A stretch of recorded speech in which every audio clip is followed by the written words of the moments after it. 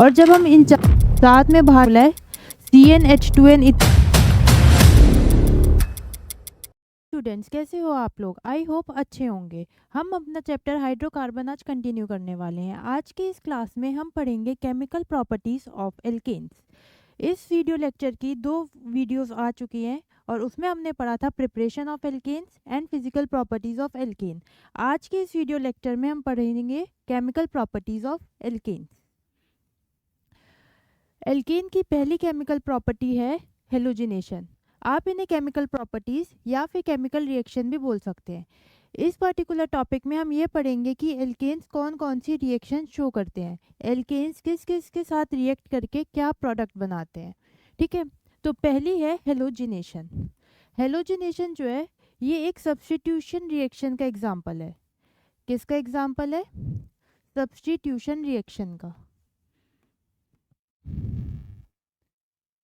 क्या होती है सब्स्टिट्यूशन रिएक्शन? सब्स्टिट्यूशन रिएक्शन का मतलब है, सब्स्टिट्यूशन वर्ड का क्या मतलब होता है? अगर आपसे मैं जनरली पूछूं कि इंग्लिश में वर्ड सब्स्टिट्यूशन का क्या मतलब होगा, तो आप क्या बोलोगे? सब्स्टिट्यूशन का मतलब होता है रिप्लेस करना, कि कोई एक चीज़ दूसरी चीज़ को रिप्लेस कर देगी।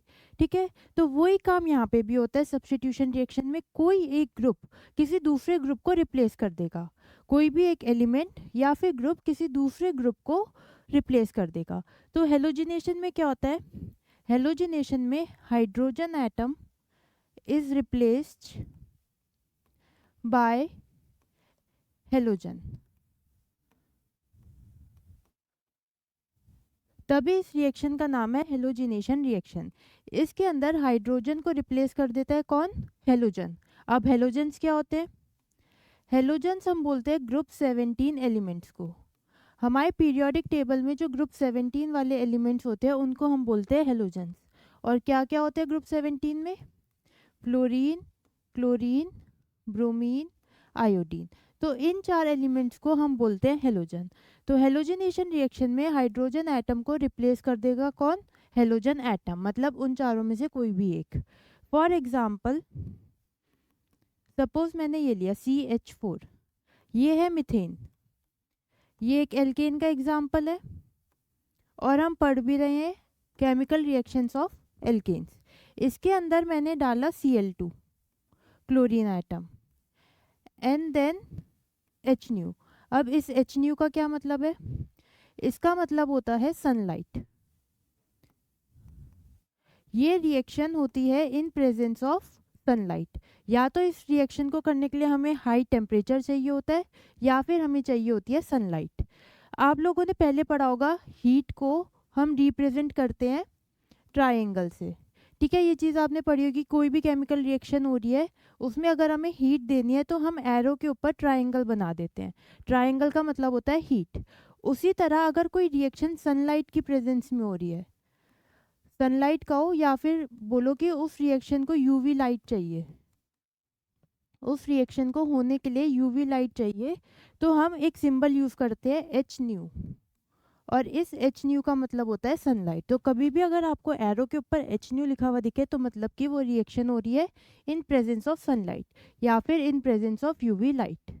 ठीक है, तो मैंने मिथेन लिया जो कि एक एल्केन है, उसमें मैंने डाला Cl2, तो क्या प्रोडक्ट बनेगा? ध्यान से देखना, CH3Cl और HCl, ये प्रोडक्ट बना। ये CH4 था, इस तरह से कार्बन पे 4 हाइड्रोजन लगे हुए थे। इसमें जब मैंने Cl2 डाला तो एक हाइड्रोजन को Cl ने रिप्लेस कर दिया। इस हाइड्रोजन की जगह Cl आ गया, इन दोनों ने अपनी जगह रिप्लेस कर दी और क्या बन गया? CH3Cl और HCl। देख रहे हो, एक हाइड्रोजन को Cl ने रिप्लेस कर दिया। तो ऐसी रिएक्शंस को हम बोलते हैं हेलोजिनेशन रिएक्शंस, जिसमें हाइड्रोजन एटम को रिप्लेस कर देता है कौन? Halogen atom. एक एग्जांपल और देखते हैं इसका। अब सपोज ये आगे CH3Cl बना था, इसके अंदर मैंने फिर से Cl2 डाला एंड HNu मतलब सनलाइट। तो अब क्या होगा? यहाँ पे एक हाइड्रोजन और है, उसको फिर से रिप्लेस कर देगा क्लोरीन एटम और इस बार बन जाएगा CH2Cl2 प्लस HCl। एक हाइड्रोजन को क्लोरीन एटम ने फिर से रिप्लेस कर दिया और हमें मिल गया CH2Cl and HCl। Next step में अगर मैं इसमें फिर से डाल दूं Cl2 एंड HNO, अब बताओ क्या बनेगा। फिर से क्लोरीन आइटम एक हाइड्रोजन को रिप्लेस कर देगा और बन जाएगा ये CHCl3 प्लस HCl। तो सब्स्टिट्यूशन हो रही है, हाइड्रोजन एटम को क्लोरीन एटम रिप्लेस कर देता है। इस पर्टिकुलर रिएक्शन को हम बोलते हैं, क्या बोलते हैं, हेलोजिनेशन रिएक्शन। ठीक है, और ये जो प्रोडक्ट बना CHCl3 क्या होता है, ये है हमारा क्लोरोफॉर्म, जो आप मूवीज़ वगैरह में देखते होगे यूज़ किया जाता है बेहोश करने के लिए, ये वो क्लोरोफॉर्म है। नेक्स्ट अगर मैं क्लोरोफॉर्म में फिर से Cl2 डाल दूं एंड HNO, तो अब क्या बनेगा, ये एक हाइड्रोजन बचा है, ये क्लोरीन है, तो इस बार बन जाएगा CCl4 प्लस HCl। तो ये जो एक हाइड्रोजन था इसको क्लोरीन ने रिप्लेस कर दिया और हमें मिल गया CCl4 प्लस HCl। इस पर्टिकुलर रिएक्शन को हम बोलते हैं हेलोजिनेशन रिएक्शन। और ये वाली पर्टिकुलर है क्लोरीनेशन, ये है क्लोरीनेशन। क्लोरीनेशन मतलब हमने यूज़ करा है chlorine atom. Halogenation general term हो गया कि हम FCl, Br और I में से कुछ भी यूज़ करें तो उसको हम बोलेंगे हेलोजिनेशन। अब क्योंकि मैंने इसमें क्लोरीन यूज़ करा है तो मैं इसको बोल सकती हूँ क्लोरीनेशन। अगर मैं क्लोरीन की जगह यूज़ किया होता मैंने Br2 तो हम उसे बोल देते ब्रोमिनेशन,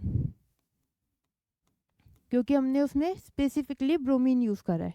तो ब्रोमिनेशन, क्लोरीनेशन, आयोडीन यूज़ करेंगे तो बोलेंगे आयोडीनेशन, और F2 यूज़ करेंगे तो हम बोलेंगे उसे फ्लोरीनेशन। ठीक है, F2 यूज़ करने पे हम बोलते हैं फ्लोरीनेशन,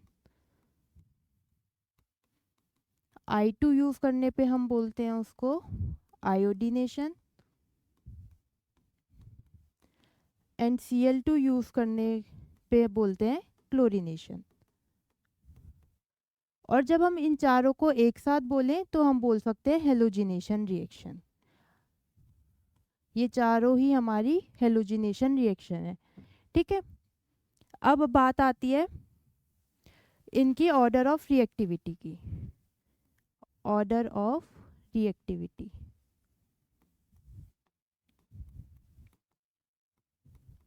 अगर ऑर्डर ऑफ रिएक्टिविटी की बात करें तो F2 सबसे ज़्यादा रिएक्टिव होता है, उससे कम रिएक्टिव Cl2, फिर Br2 एंड देन I2। मतलब कि अगर हम रिएक्शन में ये कोई रिएक्शन ली CHCl3 और इसमें मैंने डाला F2 तो ये रिएक्शन बहुत फास्ट होगी, बहुत तेज़। Cl2 डालूँ तो थोड़ी स्लो होगी, Br2 डालूँ तो और स्लो होगी, और आयोडीन डाला तो बहुत स्लो होगी। ठीक है, लेकिन ये जो F2 वाली है ये बहुत फास्ट होगी। ये इतनी फास्ट होती है कि हम इसे कंट्रोल नहीं कर सकते। फ्लोरीनेशन जो है वो टू वायलेंट, इतनी वायलेंट, इतनी फास्ट होती है कि हम उसे कंट्रोल नहीं कर सकते और वो जो है रिएक्शन ब्लास्ट हो जाती है। इस वजह से हम जनरली फ्लोरीनेशन नहीं करते। क्यों? क्योंकि वो रिएक्शन बहुत ज़्यादा फास्ट होती है और ब्लास्ट होने के चांसेस होते हैं। ठीक है, और आयोडीनेशन ये बहुत ज़्यादा स्लो होती है। आयोडीनेशन भी नहीं करते क्योंकि ये बहुत ज़्यादा स्लो होती है एंड रिवर्सिबल, और रिवर्सिबल भी होती है। जैसे प्रोडक्ट बनेगा तो प्रोडक्ट वापसी कन्वर्ट हो जाता है किसमें, रिएक्टेंट में।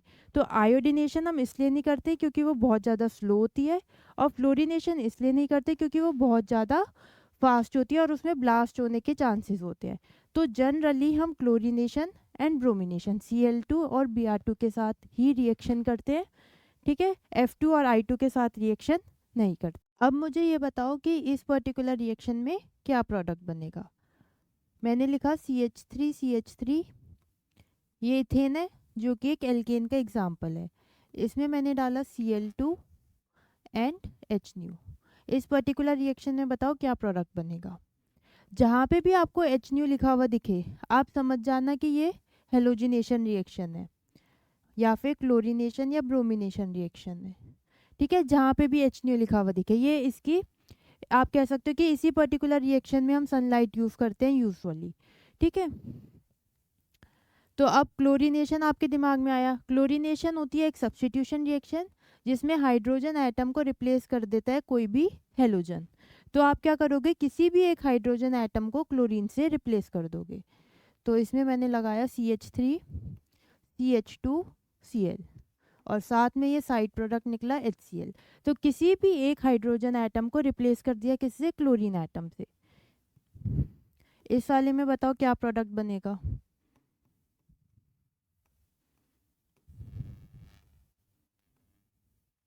इसमें वही काम करना है, इस बार बस Br2 ऐड कर दिया। तो किसी भी एक हाइड्रोजन को आप ब्रोमीन से रिप्लेस कर दोगे और प्रोडक्ट बन जाएगा ये। और इस बार साथ में Br बाहर निकलेगा, HCl बाहर नहीं निकलेगा क्योंकि हमने Br2 यूज़ करा है। तो ये होती है हमारी हेलोजिनेशन रिएक्शन। अब ये जो हेलोजिनेशन रिएक्शन होती है इसमें जो इंटरमीडिएट बनता है वो होता है free radical. Intermediate formed is free radical. Intermediate क्या होता है, अब इंटरमीडिएट वो होता है जो रास्ते में बनता है। हमारे पास रिएक्टेंट है, हमारे पास प्रोडक्ट है। अब रिएक्टेंट जब प्रोडक्ट की तरफ कन्वर्ट हो रहा है तो बीच में एक स्टेज होती है जो जिसको हम बोलते हैं इंटरमीडिएट। ठीक है, अभी तक हमने सिर्फ इतना सीखा था रिएक्टेंट है वो कन्वर्ट हो जाता है प्रोडक्ट में। ठीक है, पर एक्चुअली ऐसा नहीं होता, रिएक्टेंट पहले कन्वर्ट होता है इंटरमीडिएट में और फिर ये इंटरमीडिएट फर्दर कन्वर्ट होता है प्रोडक्ट में। ये इंटरमीडिएट बीच की स्टेट है, ये अनस्टेबल होती है और कुछ फ्यू सेकंड्स के लिए बनती है। ये सिर्फ कुछ सेकंड्स के लिए बनता है इंटरमीडिएट बीच में। रिएक्टेंट पहले इंटरमीडिएट में कन्वर्ट होता है, इंटरमीडिएट को हम हमेशा स्क्वायर ब्रैकेट में लिखते हैं एंड देन वो आगे प्रोडक्ट में कन्वर्ट हो जाता है और ये इंटरमीडिएट फ्यू सेकंड्स के लिए बनता है। आप इसको इस तरह समझ सकते हो कि आप घर पे थे, आप घर से ट्यूशन जा रहे हो। घर से ट्यूशन जाने का रास्ता तो ये था, लेकिन आपने क्या करा, बीच में चिप्स की दुकान थी तो आप बीच में घर से यहाँ पे रुके, बीच में थोड़ी देर आपने चिप्स और टॉफ़ी खरीदी एंड देन फिर आप ट्यूशन की तरफ गए। तो ये जो बीच में दुकान थी ये हमारा इंटरमीडिएट था जहाँ पे आप थोड़ी देर के लिए रुके और फिर आप अपनी फाइनल डेस्टिनेशन ट्यूशन की तरफ चले गए। ठीक है, अब ये इंटरमीडिएट तीन तरह के हो सकते हैं, जनरली तीन तरह के होते हैं। या तो कार्बोकटायन होता है, या फिर कार्बो अनायन होता है, या फिर फ्री रेडिकल होता है। इंटरमीडिएट जनरली इन तीनों में से कोई एक बनता है। कार्बोकटायन होता है कार्बन पे plus charge, carbon ion carbon पे माइनस चार्ज, और ये एक न्यूट्रल स्पीसीज होती है। इसको हम डिनोट करते हैं कार्बन और उसके ऊपर ऐसे डॉट इलेक्ट्रॉन से। ठीक है, आप इसको इस तरह समझ सकते हो कि कार्बन पे 4 इलेक्ट्रॉन्स होते हैं, अगर उसने अपना एक इलेक्ट्रॉन दे दिया तो ये बन गया कार्बोकटायन। ठीक है, सेकंड केस में कार्बन के पास 4 इलेक्ट्रॉन है, उसने एक इलेक्ट्रॉन गेन कर लिया तो ये बन गया कार्बो अनायन। और अगर कार्बन पे 4 ही इलेक्ट्रॉन्स हैं तो ये है हमारा फ्री रेडिकल। ठीक है, ये न्यूट्रल स्पीसीज है। तो इस पर्टिकुलर रिएक्शन में फ्री रेडिकल बनता है। हेलोजिनेशन रिएक्शन में जो इंटरमीडिएट होता है वो होता है फ्री रेडिकल। ठीक है, अब इसका मैकेनिज्म देखते हैं कि ये रिएक्शन होती कैसे है। कैसे तो फ्री रेडिकल बनता है एंड देन फिर वो फ्री रेडिकल प्रोडक्ट में कन्वर्ट होता है। मैकेनिज्म मतलब ये रिएक्शन हुई कैसे, इंटरमीडिएट कैसे बना, फिर वो इंटरमीडिएट कैसे प्रोडक्ट में कन्वर्ट हुआ। हमारे पास पहला स्टेप होता है इनिशिएशन। इनिशिएशन का मतलब होता है टू स्टार्ट, कोई भी चीज़ हम इनिशिएट कर रहे हैं, स्टार्ट कर रहे हैं। ठीक है, तो ये है रिएक्शन को स्टार्ट करती है। Initiation reaction starts the reaction.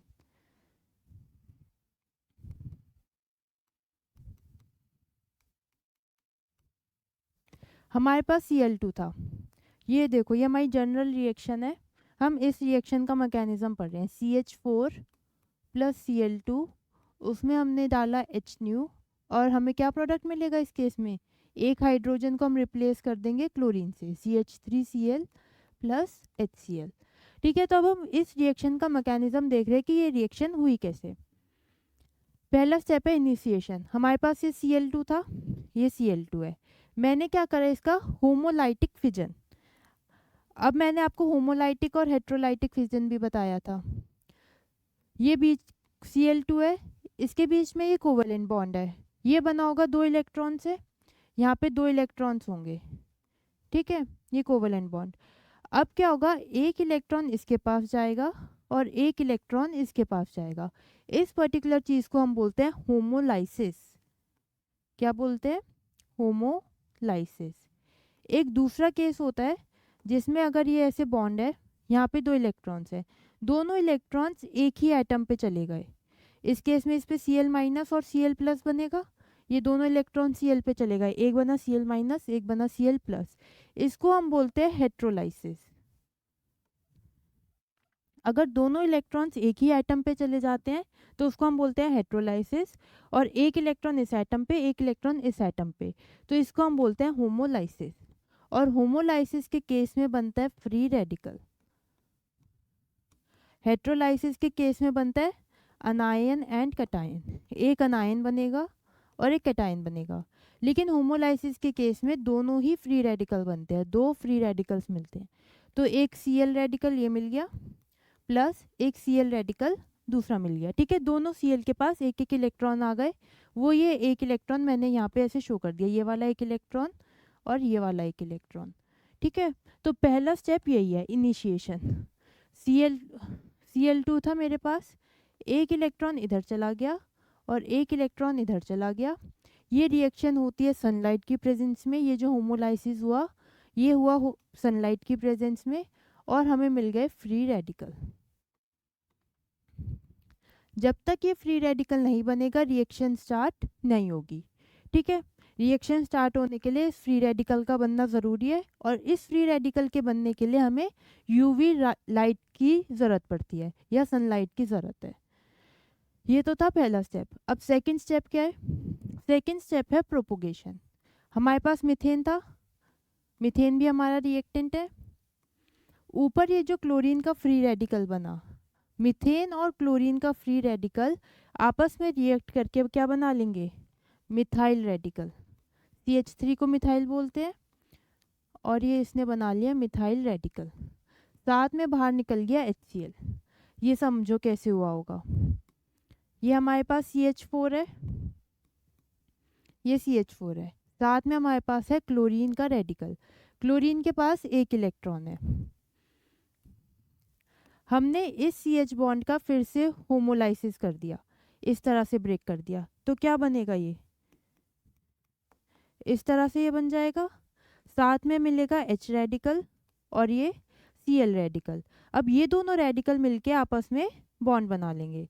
इसको ऐसे समझो, ये H रेडिकल, ये Cl रेडिकल, और इन दोनों ने बॉन्ड बना लिया, तो ये बन गया HCl। तो इस तरह हमें मिला मिथाइल रेडिकल और HCl, ठीक है। फिर अगले स्टेप में ये मिथाइल रेडिकल Cl2 के साथ रिएक्ट करके, अब आप बोलोगे Cl2 तो ब्रेक हो गया था। सारा Cl2 ब्रेक नहीं हुआ था, सिर्फ एक मॉलिक्यूल या कुछ मॉलिक्यूल Cl2 के ब्रेक हुए थे, कुछ एज इट इज थे। इसमें हमने खाली एक Cl2 थोड़ी लिया होगा, बहुत सारे होंगे Cl2 के मॉलिक्यूल्स, कुछ ब्रेक हो गए, कुछ एज इट इज थे। तो मिथाइल रेडिकल ने फर्दर Cl2 के साथ रिएक्ट करा, मिथाइल रेडिकल ने फर्दर Cl2 के साथ रिएक्ट करा, और ये हमें हमारा प्रोडक्ट मिल गया। देख रहे हो, यही है ना प्रोडक्ट, CH3Cl, और ये फ्री रेडिकल फिर से मिल गया। अब ये रेडिकल फिर से रिएक्ट करेगा मीथेन के साथ, मिथाइल रेडिकल बनाएगा, मिथाइल रेडिकल Cl2 के साथ रिएक्ट करेगा और प्रोडक्ट बनाएगा। इस तरह से ये चेन चलती जाएगी। समझ में आया? यहाँ पे ये जो Cl रेडिकल बन रहा है ये फिर से रिएक्ट करेगा मीथेन के साथ, और ऐसे ये रिएक्शन होती रहेगी। तो ये दोनों स्टेप्स खुद को रिपीट करते रहते हैं। ये देखो, ये लिखा above 2 steps repeats many time. ये स्टेप बार बार रिपीट करते रहते हैं और हमें हमारा प्रोडक्ट मिलता रहता है, मिलता रहता है, मिलता है, ठीक है। प्रोडक्ट जो है हमारा बनता रहता है। फिर आता है final step, which is termination. Termination मतलब रिएक्शन को स्टॉप करना या ख़त्म करना। इसमें क्या होगा, दोनों Cl रेडिकल मिलके Cl2 बना देते हैं। 2 मिथाइल रेडिकल्स बने थे, ये दोनों आपस में मिलके इथेन बना देते हैं। अब ये इथेन कहाँ से आया? क्वेश्चन कई बार आपसे पूछा जाता है कि हेलोजिनेशन रिएक्शन में आपसे अक्सर ये क्वेश्चन पूछा जाएगा, लिखो during halogenation ethane is formed as side product. Ethane बनता है as a side product, how, या फिर एक्सप्लेन। अभी हमने देखा कि हेलोजिनेशन रिएक्शन जब थी CH4 प्लस Cl2, इसमें हमें मिलेगा CH3Cl और HCl। अब वो बोल रहे हैं कि इसमें हमें साइड प्रोडक्ट मिलता है, ये इथेन, ये इथेन है, ये एज अ साइड प्रोडक्ट बनता है। तो बताओ कैसे? तो इसमें जो CH3 रेडिकल बना, एक CH3 रेडिकल ये बना, इसको ऐसे लिख दूँ, ये CH3 रेडिकल, एक CH3 रेडिकल। तो कभी कभी क्या करते हैं, ये खुद को दोनों कंबाइन कर लेते हैं, ठीक है, दोनों जो है बॉन्ड बना लेते हैं और इथेन फॉर्म कर लेते हैं। तो इस तरह से ये इथेन जो है कम अमाउंट में बनता है, लेकिन एज अ साइड प्रोडक्ट इस रिएक्शन में बन जाता है इथेन भी, ठीक है। और एक ये होती है टर्मिनेशन रिएक्शन, ये मिथाइल रेडिकल क्लोरीन के साथ बॉन्ड बना के CH3Cl, ये वापसी हमारा प्रोडक्ट है, ये भी हमारा क्या है, प्रोडक्ट। तो देख रहे हो इस तरह से होती है ये रिएक्शन। तो मेन है कि इस रिएक्शन का इंटरमीडिएट है फ्री रेडिकल, जो कि है CH3 रेडिकल। ये इस रिएक्शन का इंटरमीडिएट है जो रिएक्शन में बन रहा है, ठीक है। तो ये था mechanism of free radical halogenation, कि कैसे ये रिएक्शन होती है। ये लिख लो अगर नीचे वाला नहीं लिखा तो। फिर आगे चलते हैं नेक्स्ट रिएक्शन की तरफ, विच इज कंबशन रिएक्शन। क्या मतलब होता है कंबशन का? कंबशन का मतलब होता है burning in presence of oxygen. कोई भी चीज़ अगर ऑक्सीजन की प्रेजेंस में बर्न होती है तो उस चीज़ को हम बोलते हैं कंबशन। और कंबशन में हमेशा कार्बन डाइऑक्साइड और वाटर, ये दो प्रोडक्ट्स बनते हैं, ठीक है। ये आप पहले भी सीख कर आए होगे, कार्बन प्लस ऑक्सीजन ये CO2 है ना, इसी को बोलते हैं कंबशन रिएक्शन। अब ये रिएक्शन जनरली एल्केन्स शो करते हैं, एल्केन्स ये रिएक्शन शो करते हैं। मेरे पास CH4 है, मिथेन है ये कोई भी एल्केन, इसमें मैंने डाला ऑक्सीजन, तो प्रोडक्ट बनेगा CO2 प्लस वाटर, तो इसको हम बोलेंगे कंबशन रिएक्शन। फिर आप इसे बैलेंस कर दोगे, यहाँ पे 2 लगा दिया, 4 हाइड्रोजन है तो 2 लगा दिया ताकि 4 हाइड्रोजन हो गए, 2 ऑक्सीजन और 2 ऑक्सीजन, इधर 2 लगा दिया, तो ये रिएक्शन हो गई बैलेंस। सिमिलरली अगर मैं इथेन लूँ प्लस ऑक्सीजन, तो इसमें भी प्रोडक्ट CO2 प्लस वाटर बनेगा, तो ये हो गई कंबशन रिएक्शन। इथेन की जगह मैं प्रोपेन ले लूँ और उसके अंदर हमने डाला ऑक्सीजन, तो CO2 प्लस वाटर, तो इसको हम बोलते हैं कंबशन रिएक्शन। और इस सब में साथ में निकलती है heat, large amount of heat is released. इन हर सब रिएक्शन में लार्ज अमाउंट ऑफ हीट भी निकलती है, इसलिए हम कंबशन रिएक्शन को एक्सोथर्मिक रिएक्शन भी बोलते हैं। एक्सोथर्मिक मतलब उसमें बहुत ज़्यादा हीट भी निकलती है साथ में, ठीक है। General form of combustion reaction is this.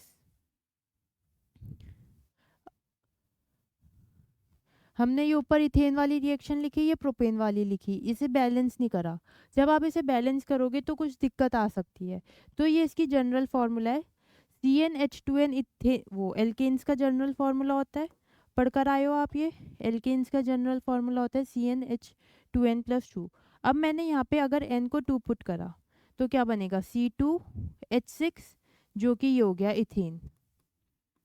Then इसमें मैंने डाला ऑक्सीजन, यहाँ n को 2 पुट करो और फिर सॉल्व करो, 3 2 6 + 1 7, 7/2 ऑक्सीजन गिव्स n कितना था हमारा 2 moles of carbon dioxide plus यहाँ पे n पुट करो, यहाँ पे वाटर आएगा H2O plus 3 moles of water, ठीक है। तो अगर आपको यहाँ प्रोपेन दे दे या कुछ भी दे दे, ब्यूटेन दे दे, पेंटेन दे दे, तो आप क्या करोगे, n की वैल्यू पुट करोगे और इन सब में n की वैल्यू पुट करोगे और आपको बैलेंस्ड कंबशन रिएक्शन मिल जाएगी, ठीक है। अब नेक्स्ट पे चलते हैं। कंबशन रिएक्शन में इतना ही था कि ऑक्सीजन की प्रेजेंस में होती है ये, और जो प्रोडक्ट बनते हैं वो होते हैं CO2 एंड वाटर। ठीक है। अब हमारी नेक्स्ट, अब इनकम्प्लीट कंबशन। इनकम्प्लीट कंबशन मतलब लैक ऑफ ऑक्सीजन में बर्न करना, burning in lack of oxygen. अगर हमारे पास एक्सेस ऑफ ऑक्सीजन होती है तो CO2 और वाटर बनता है, ठीक है, जैसे पिछले वाले केस में था। इसमें हमारे पास बहुत सारी ऑक्सीजन थी, चाहे हम 7.2 मोल्स ले ले ऑक्सीजन की, चाहे एक ले ले, चाहे कितने भी ले ले। पर अगर हमारे पास ऑक्सीजन की कमी है या लिमिटेड सप्लाई ऑफ ऑक्सीजन में हम रिएक्शन करते हैं, तब क्या होता है, तब CO2 की जगह कार्बन बन जाता है। क्या बनता है? खाली कार्बन, जो ब्लैक कलर का होता है। मीथेन में ऑक्सीजन डाली, इनकम्प्लीट कंबशन मतलब लैक ऑफ ऑक्सीजन, हमारे पास सफिशिएंट अमाउंट ऑफ ऑक्सीजन नहीं है। तो उस केस में जो प्रोडक्ट बनेंगे वो होंगे कार्बन और वाटर, और ये कार्बन ब्लैक कलर का होता है, ब्लैक कलर का कार्बन बनता है। आपने देखा है जब कभी कभी हमारे घर के बर्तन जो होते हैं वो नीचे से ब्लैक कलर के हो जाते हैं, जो कुकर का बेस होता है वो ब्लैक कलर का हो जाता है। क्यों हो जाता है? इसी कार्बन की वजह से। हमारी जो फ्यूल आ रही है वो कोई ना कोई हाइड्रोकार्बन है, और वो कंबशन रिएक्शन हो रही होती है, ऑक्सीजन की प्रेजेंस में बर्न हो रही होती है, जो large amount of heat produce करती है, ठीक है। अब कभी कभी ऑक्सीजन की कमी होने की वजह से CO2 की जगह कार्बन बन जाता है, जो ब्लैक कलर का होता है, जिस वजह से हमारे यूटेंसिल्स का जो बेस है वो ब्लैक कलर का हो जाता है, ठीक है। एक तो ये हो गया। दूसरा ये यूज़ होता है प्रिंटर इंक में, जो प्रिंटर्स की इंक होती है उसमें भी यही वाला कार्बन ब्लैक यूज़ किया जाता है, ठीक है। ये था कंबशन रिएक्शन के बारे में, इसे नोट कर लो। फिर नेक्स्ट रिएक्शन पे चलते हैं। हमारी नेक्स्ट रिएक्शन है कंट्रोल्ड ऑक्सीडेशन। एल्केन्स जो है, देखो ये मीथेन है जो कि एक एल्केन का एग्जाम्पल है। उसमें मैंने डाला ऑक्सीजन, कॉपर जो कि काम करता है कैटेलिस्ट की तरह। 523 केल्विन टेम्परेचर, कितना हो गया ये? अगर मैं पूछूं 523 केल्विन सेल्सियस में बताओ कितना सेल्सियस हो गया, तो कैसे करोगे? 523 में से 273 माइनस कर दोगे, बताओ कितना आएगा?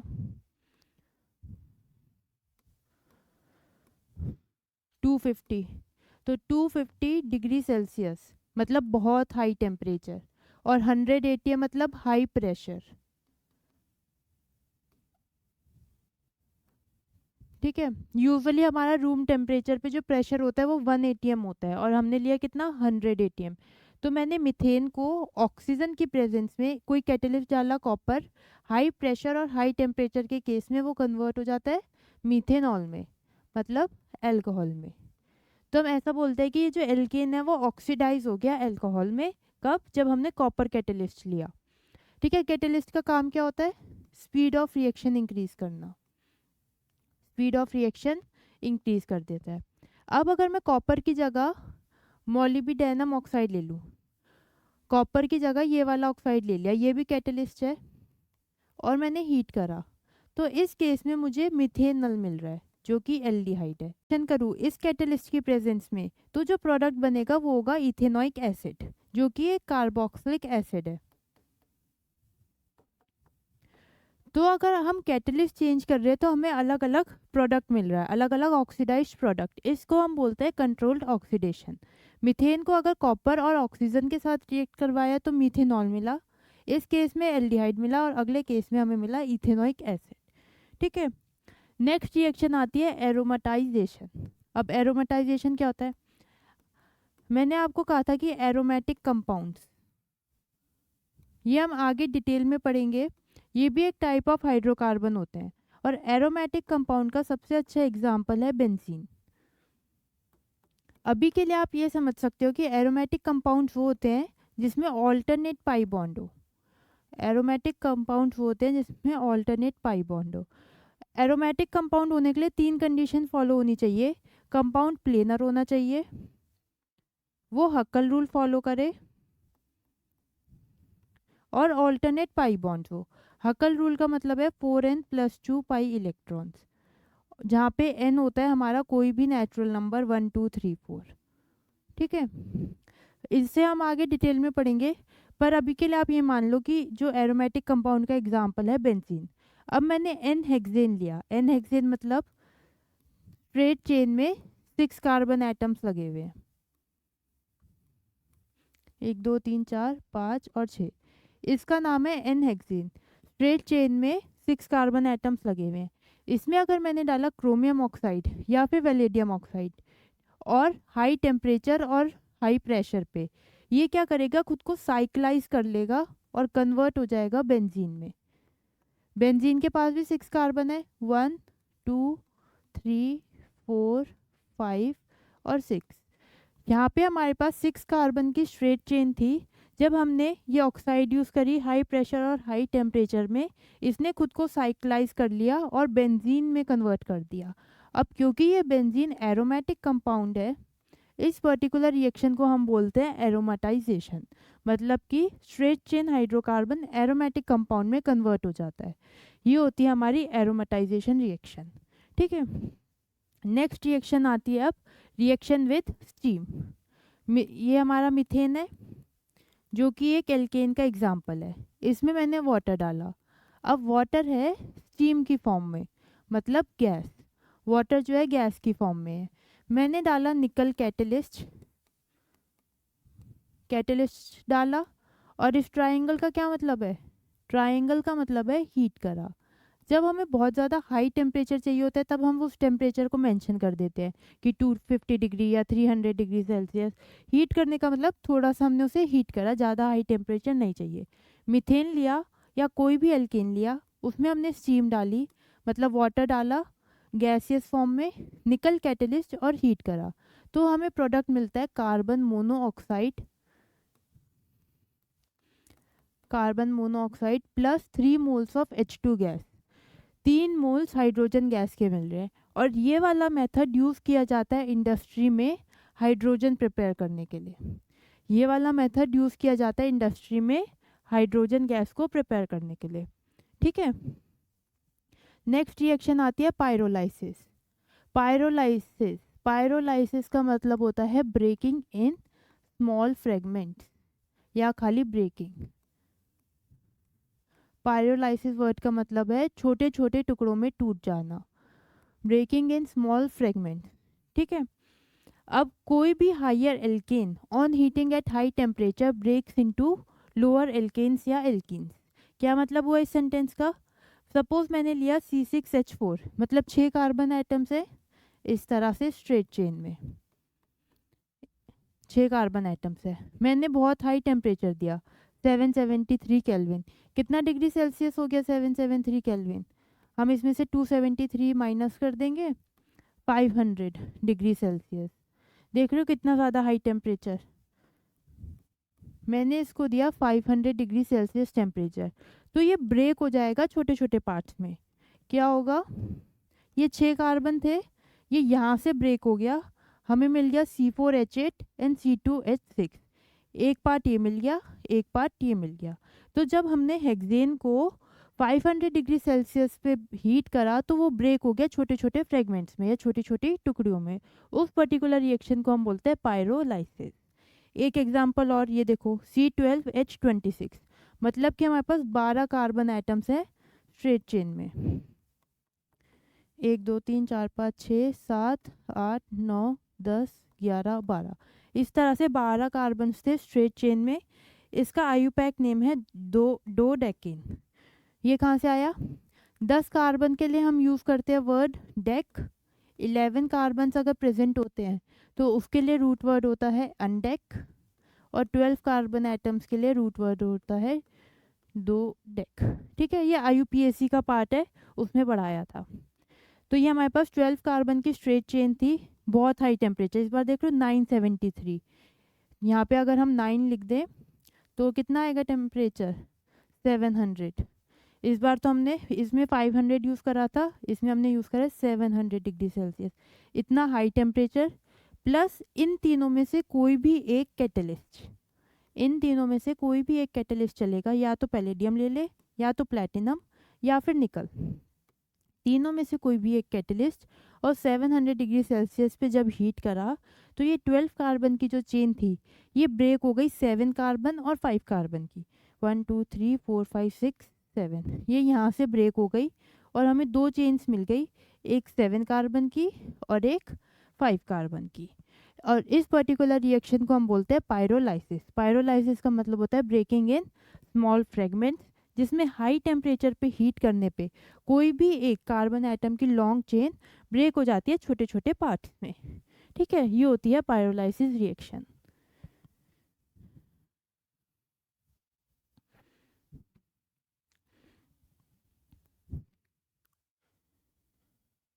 अब हमारी नेक्स्ट और लास्ट रिएक्शन है आइसोमराइजेशन रिएक्शन। आइसोमर्स याद है आप लोगों को क्या होते थे? आइसोमराइजेशन पढ़ने से पहले आइसोमर्स पढ़ते हैं, क्योंकि ये आइसोमराइजेशन है तो कुछ ना कुछ आइसोमर्स से रिलेटेड होगा। आइसोमर्स वो कंपाउंड्स होते हैं जिनका मॉलिक्यूलर फॉर्मूला सेम होता है पर स्ट्रक्चर डिफरेंट होता है, डिफरेंट स्ट्रक्चर। फॉर एग्जाम्पल अगर मैं ब्यूटेन की बात करूं, ब्यूटेन का जनरल फॉर्मूला होगा C4H10। अब इसको या तो मैं इस तरह लिख सकती हूँ कि मैंने चारों कार्बन स्ट्रेट चेन में बना दिए, या फिर इसको इस तरह भी लिख सकते हैं, इस तरह से। ब्यूटेन रहने दो, मान लो मेरे पास कोई कंपाउंड है C4H10, ये इसका मॉलिक्यूलर फार्मूला हो गया। इन दोनों ही कंपाउंड्स का मॉलिक्यूलर फार्मूला है C4H10, लेकिन इनका स्ट्रक्चर अलग अलग है।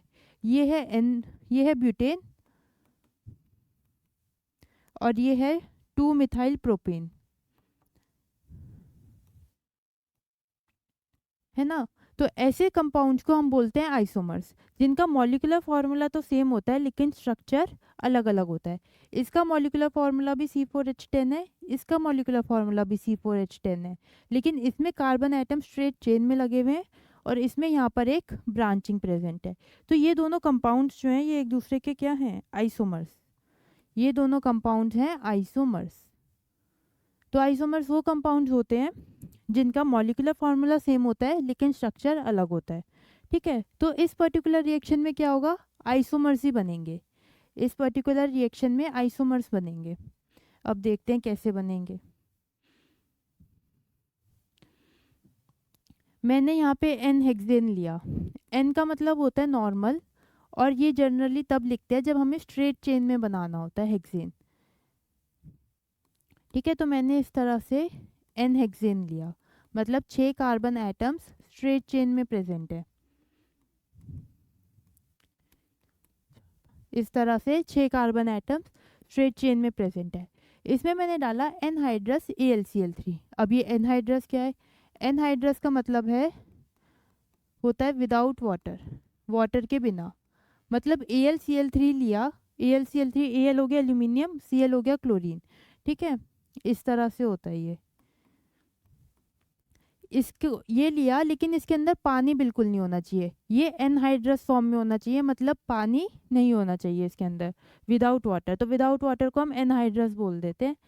मॉइस्चर भी नहीं होना चाहिए, अगर AlCl3 में मॉइस्चर भी नहीं होना चाहिए, इसलिए हम लगाते हैं एनहाइड्रस। ठीक है, AlCl3 ऐसा कंपाउंड है जो मॉइस्चर एब्जॉर्ब कर लेता है। तो हमें कैसा चाहिए? AlCl3 जिसमें मॉइस्चर ना हो, बिल्कुल भी वाटर ना हो, मतलब एनहाइड्रस फॉर्म में हो। तो जब मैंने एन हेक्सेन लिया और इसके अंदर डाला ये एनहाइड्रस AlCl3, तो इस एन हेक्सेन ने खुद को अपने आइसोमर्स में कन्वर्ट कर लिया। ये देख रहे हो? एन हेक्सेन का मॉलिक्यूलर फॉर्मूला बताओ पहले तो। 6 कार्बन है और कितने हाइड्रोजन्स हैं? 3 और 3 6, 10 और 14। इसका मॉलिक्यूलर फॉर्मूला बताओ क्या होगा? काउंट करो, 6 कार्बन और हाइड्रोजन काउंट करो फटाफट, कितने होंगे? 3 और 3 6 और 1 7, और जब आप कैलकुलेट करोगे तो H14 आएगा। इसका मॉलिक्यूलर फार्मूला कैलकुलेट करके बताओ कितना आएगा जल्दी। इसका भी आएगा C6H14। ठीक है, तो अब आप ये देखोगे इसका मॉलिक्यूलर फार्मूला भी C6H14 है, इसका भी और इसका भी, लेकिन इनके स्ट्रक्चर अलग अलग है। ये है n hexane, 6 carbon atom straight chain में प्रेजेंट है। ये है 2-मिथाइल पेंटेन, ये ब्रांच है एक प्रेजेंट जो सेकंड पोजीशन पे है, और इसमें ये वाली ब्रांच है 3rd कार्बन पे। तो ये तीनों कंपाउंड्स आइसोमर्स हुए क्योंकि इनका मॉलिक्यूलर फार्मूला सेम है लेकिन स्ट्रक्चर अलग अलग है। तो एन हेक्सेन ने खुद को कन्वर्ट कर लिया किसमें? अपने आइसोमर्स में। ऐसी रिएक्शन को हम बोलते हैं आइसोमराइजेशन रिएक्शन। जिसमें कोई एक कंपाउंड खुद को कन्वर्ट कर लेता है अपने आइसोमर्स में। ठीक है, यहाँ पे ये chemical reactions of alkenes finish होता है। आज की क्लास के लिए इतना ही। Thank you very much for watching.